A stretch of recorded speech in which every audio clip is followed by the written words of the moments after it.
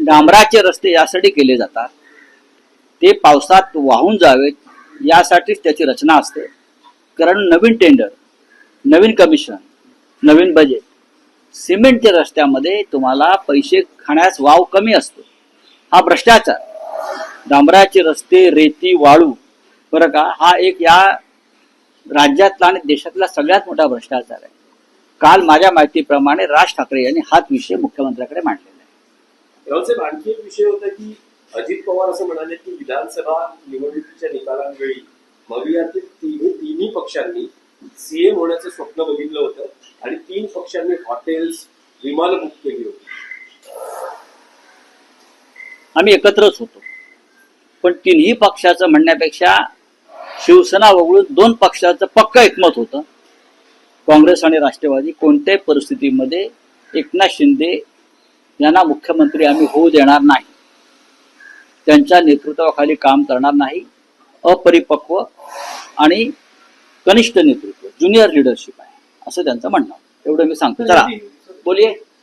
मोदी गया है, आज गया है और नीतीश कुमार के राजनीतिक करियर और उसकी पार्टी का पिंडदान करने आ गए हैं असं आरजेडी से बरोबर बोल रहे हैं.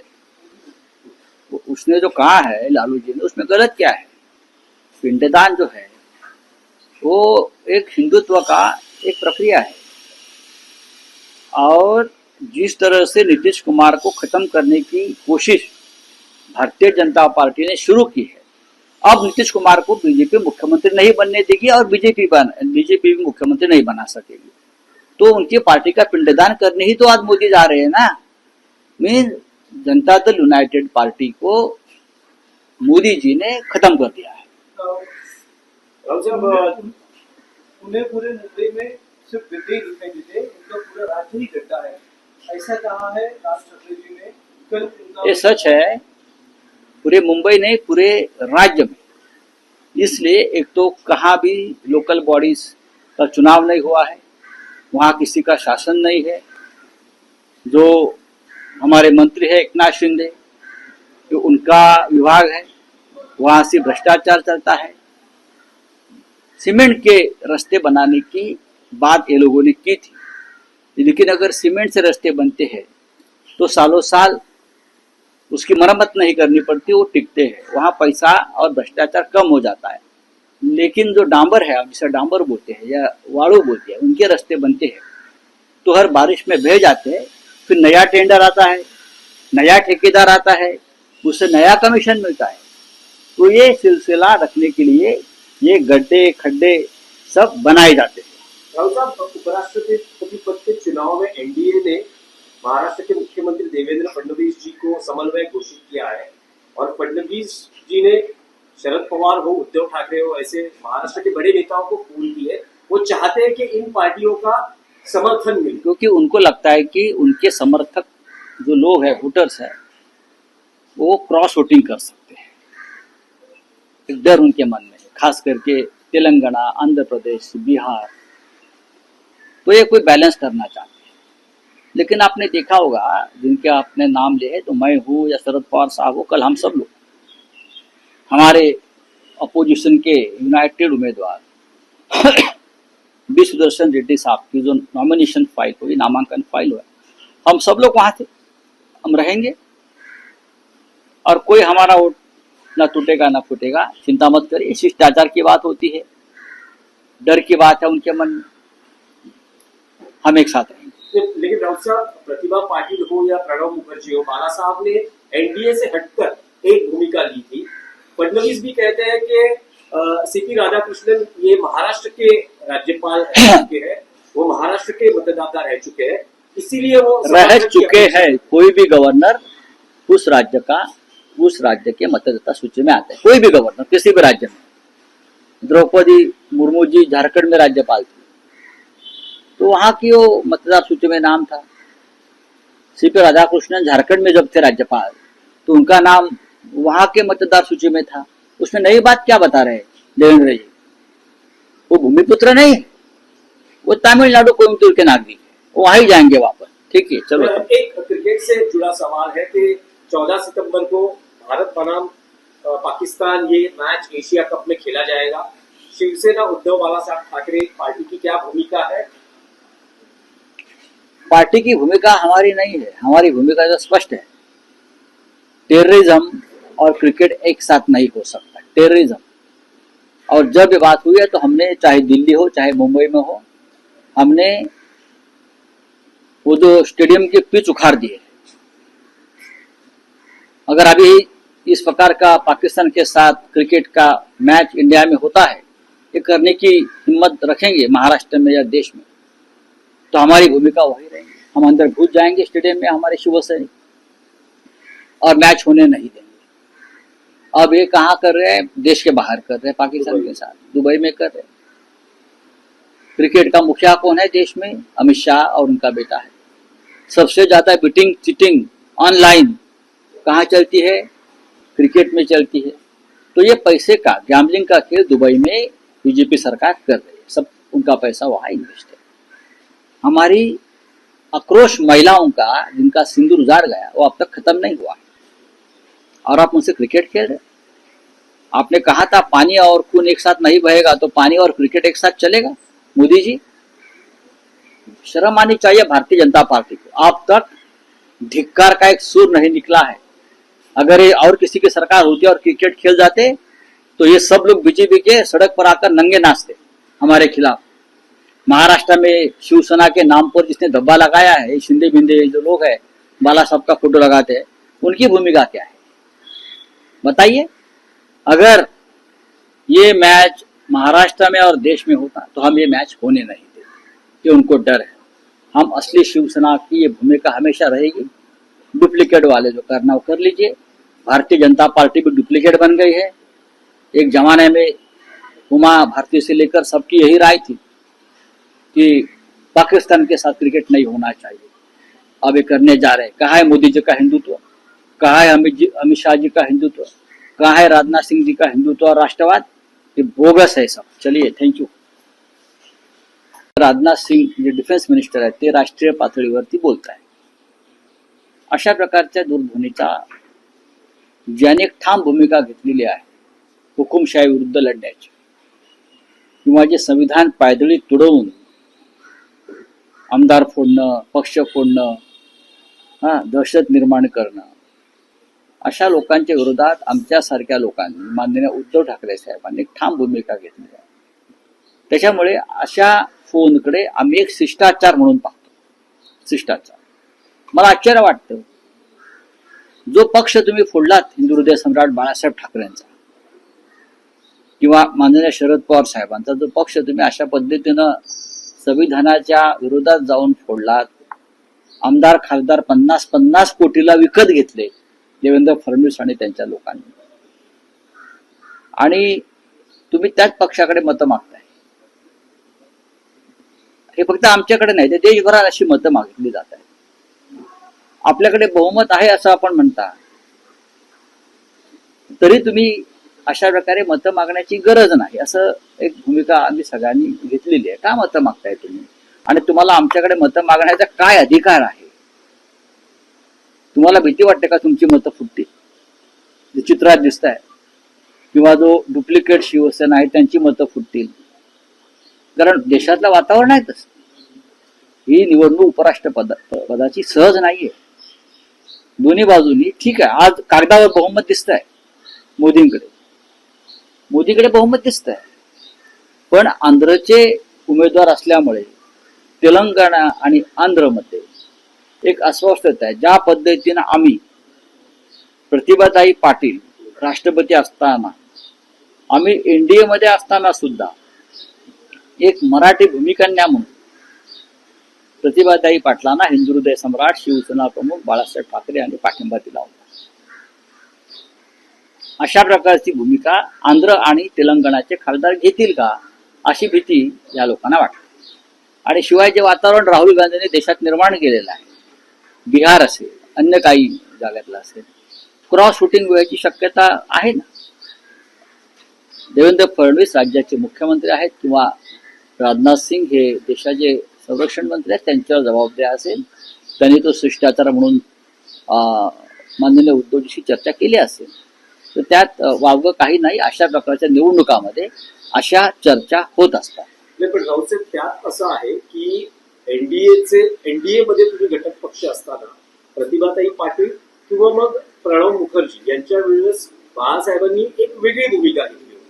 आज फडणवीस असं आवाहन करत आहेत की एनडीएचे उमेदवार हे महाराष्ट्राचे मतदार आहेत, महाराष्ट्राचे राज्यपाल त्यांनी आम्हाला देवेंद्र फडणवीस यांनी ही चाणक्यगिरी शिकवू नये. ते महाराष्ट्राचे मतदार आहेत, मग त्यांनी धोतर नेसून जायला पाहिजे, त्यांना लुंगी घातली नसतं. पाहिलं का तुम्ही काल फोटो? कोणताही राज्यपाल हा जेव्हा त्या राज्यामध्ये असतो तेव्हा तो राज्याचा प्रथम नागरिक असतो. Governor is the first citizen of the state असतो. हे आम्हाला माहिती आहे. घटना आम्हाला त्यांच्यापेक्षा जास्त माहिती आहे. आम्ही घटनेचं पालन करतो. ते घटना पायदळी तुडवतात. ते या राज्याचे मतदार आहेत, नागरिक नाही. ते आता यापुढे या राज्याचे मतदार नसतील, ते दिल्लीचे असतील. त्यांचं मूळ तामिळनाडूमध्ये आहे, कोइंबतूर. आम्हाला काय सांगताय देवेंद्र फडणवीस? तुम्ही काही सांगता. मराठी माणूस तुम्ही दिला असता तर त्याच्यावरती चर्चा होऊ शकली असती. मराठी माणूस जर कोणी दिला असता तर त्याच्यावर भूमिपुत्र म्हणून नक्कीच चर्चा होऊ शकली असती, सगळ्यांनीच केली असती. आता नाही. काल राज ठाकरे आणि देवेंद्र फडणवीस यांची पुन्हा एकदा भेट झालेली आहे. वेगवेगळ्या विषयांवर भेट झाली. ज्या विषयावर राज ठाकरे आणि देवेंद्र फडणवीस यांची भेट झाली ते विषय आपल्या माननीय राज ठाकरे यांनी स्पष्ट केलेले आहे.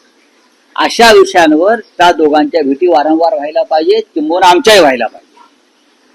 हा जनतेच्या जीवनाशी निगडीत असे विषय आहेत.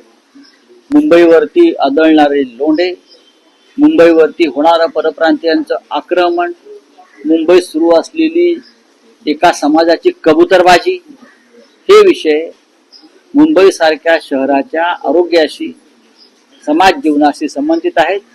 त्याच्यामुळे मी राज ठाकरे यांनी हे विषय मुख्यमंत्र्यांपुढे मांडले, त्याचं आम्ही स्वागत करतो. नाही, पण राऊतसाहेब त्यांनी जे विषय मांडले, पण दोन महाराष्ट्राचे मोठे नेते आहेत, राजकारणावर तर चर्चा होणं अपेक्षित आहे. झाली असेल ना? जेव्हा उद्धव ठाकरे आणि राज ठाकरे एकत्र येण्याच्या चर्चा किंवा तसे संकेत मिळत असताना फडणवीस आणि राज ठाकरे यांनीही भेटलं, मग काय झालं? त्यामध्ये काही राजकीय हे चर्चा? राज्याचे मुख्यमंत्री आहेत. देवेंद्र फडणवीस हे या राज्याचे मुख्यमंत्री आहेत. ते भाजपमधल्या एका गटाचे मुख्यमंत्री नाहीयेत. भाजपमध्ये गट खूप आहेत. ते भाजपमधले मोठे नेते आहेत, राजकारणावर तर चर्चा होणं अपेक्षित आहे. झाली असेल ना? जेव्हा उद्धव ठाकरे आणि राज ठाकरे एकत्र येण्याच्या चर्चा किंवा तसे संकेत मिळत असताना फडणवीस आणि राज ठाकरे यांनीही भेटलं, मग काय झालं? त्यामध्ये काही राजकीय हे चर्चा? राज्याचे मुख्यमंत्री आहेत. देवेंद्र फडणवीस हे या राज्याचे मुख्यमंत्री आहेत.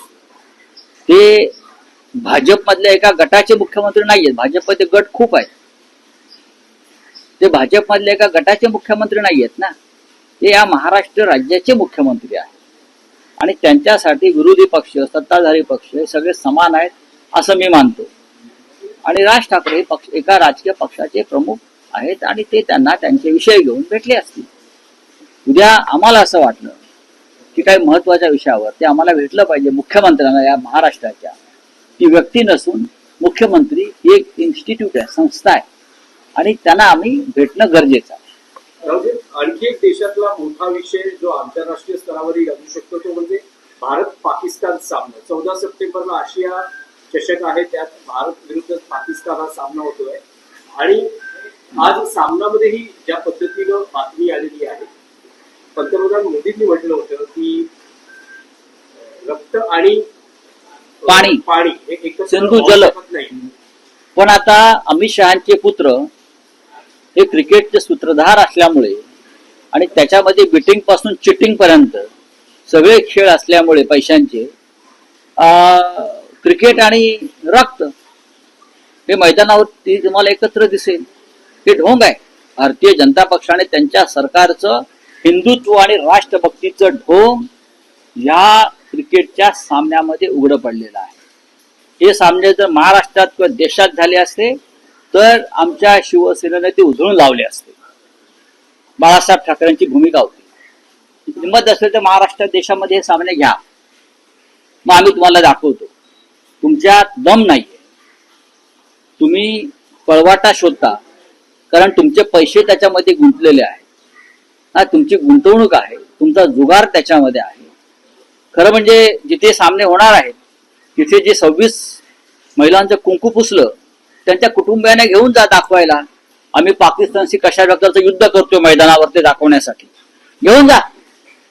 ज्या ऑपरेशन सिंदूरचं कौतुक काही महिला करत होत्या, ज्यांनी आपले पती गमावले, भाऊ गमावले, त्यांच्या भूमिका ह्याच्यामध्ये येणं गरजेचं आहे. हा भारतीय जनता पक्षाचा हा जो कावा आहे किंवा मोदी यांचं जे ढोंग आहे, हा जो बुरखा आहे, तो फाटलेला आहे याच्यामध्ये पूर्णपणे. हे जर इतर कोणी केलं असतं तर भारतीय जनता पक्षाने आणि मोदींनी बरं का थैथाट केला असता, अंगावरचे कपडे काढून नागडे नाचले असते या रस्त्यावरती. हा, हिंदुत्वाच्या नावानं, राष्ट्रभक्तीच्या नावानं. आज एका तरी भारतीय जनता पक्षवाल्यांच्या गळ्यातून निषेधाचा सूर आला असेल तर मला सांगा. मला आश्चर्य वाटते, बाळासाहेब ठाकरेंचा फोटो लावून जे राजकारण करतायत डुप्लिकेट शिवसेनावाले, बरं का, अमित बाळासाहेबांचे खरे वारसदार म्हणे. हा, त्यांच्या ढुंगणावर लाता मारल्या पाहिजे. वारसदार पाकिस्तान बरोबर क्रिकेट खेळताय, तिकडे ऑपरेशन सिंदूर अर्धवट टाकलं, आता क्रिकेट खेळताय. हा, 26 महिलांचा आक्रोश अद्याप संपलेला नाही, त्यांच्या घरातला दुखवटा संपलेला नाही, अजून ते अतिरेकी सापडलेले नाहीत, आणि तुम्ही पाकिस्तान बरोबर क्रिकेट खेळता. ज्या चीननं पाकिस्तानला आपल्या विरोधामध्ये युद्धासाठी सामग्री दिली त्या चीन बरोबर व्यापाराच्या चर्चा करताय. काय तुमचं धोरण आहे काय मला सांगा.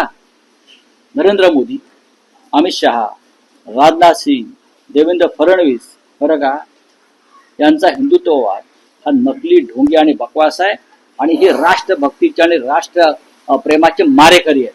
नाही, पण सरकार किंवा देशाचा क्रीडा विभाग यावर असा खुलासा करतो की अरे त्यांच्या खुलासाला विचारते कोण? वाटतं की आंतरराष्ट्रीय स्तरावरचे काही काही बंधनं किंवा काही नियम असतात. त्याच्यावरती राष्ट्रभक्ती आणि हिंदुत्व आहे ना. कसले नियम? क्रिकेट खेळू नका का उपाशी मरणार आहात? भारतीय क्रिकेटचे जे खेळाडू आहेत त्यांच्यामध्ये राष्ट्रभक्तीचा थोडा जरी ठिणगी असेल तर ते खेळणार नाही. पण हे सगळे मोदीच्या, अमित शहाच्या दबावाखाली क्रिकेट खेळतात पाकिस्तान बरोबर. पाकिस्तान बरोबर तुमच्यावर कुठला दबाव आहे? ट्रम्पचा दबाव आहे क्रिकेट खेळा म्हणून? पाकिस्तान बरोबर क्रिकेट खेळा म्हणून कोणाचा दबाव आहे मला सांगा. या जगातले किती देश क्रिकेट खेळतायत? या देशातले 13 किंवा 14 देश क्रिकेट खेळतायत, आणि या भूमीवर 160 देश आहेत. अमेरिका क्रिकेट खेळताय, रशिया क्रिकेट खेळताय. मला सांगा, ब्रिटिशांचा खेळ आहे. तुम्ही हिंदुत्ववादी आहात ना, तुमच्यावर दबाव कोणाचा आहे मला सांगा, आम्हाला सांगा ना. भारतामध्ये जर हा सामना झाला असता तर शिवसेनेनं हा सामना उधळून लावला असता. आमची ती परंपरा आहे. आता तुमचे ते दाढीवाले आहेत ना, त्यांचा पक्ष शिवसेना म्हणून मिरवत आहेत, त्यांची भूमिका काय? विचारा जाऊन त्यांना, काय भूमिका आहे त्यांची.